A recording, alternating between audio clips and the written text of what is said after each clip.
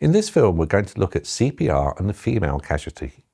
This is an extremely important subject because women are statistically less likely to receive life-saving CPR or defibrillation, and understanding the reason behind this helps us provide better care and improve survival rates.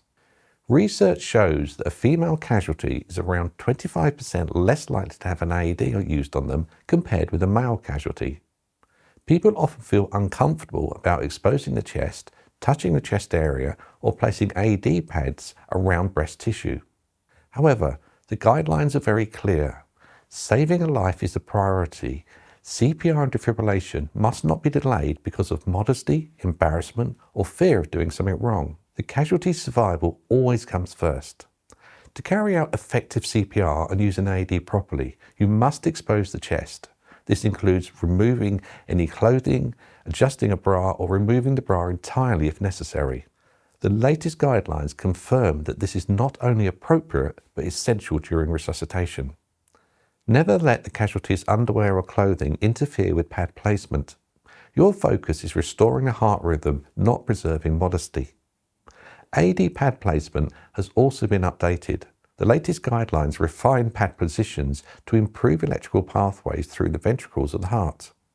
Proper positioning is even more important when working around breast tissue.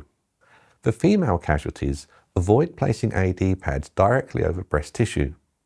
Ensure full contact between the pad and the skin. Follow the current recommendations regarding position, even if the diagrams on the pads show older placements.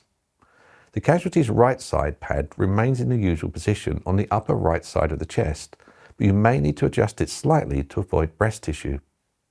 The casualty's left side pad is where the main change occurs.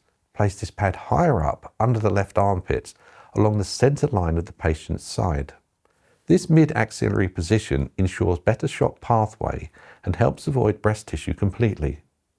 When performing chest compressions, the technique remains exactly the same as for any adult.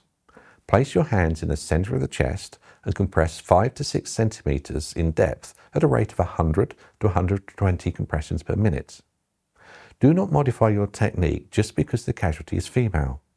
Effective compressions must always take priority.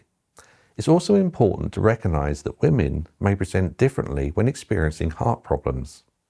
Many women do not display classic chest crushing pain associated with heart attacks. In fact, around 25% experience symptoms such as jaw pain, nausea, or shortness of breath instead. These subtle symptoms can lead to delays in calling for help, which increase the risk of cardiac arrest. The final key point is this. When women suffer cardiac arrest, immediate CPR and defibrillation are crucial for survival.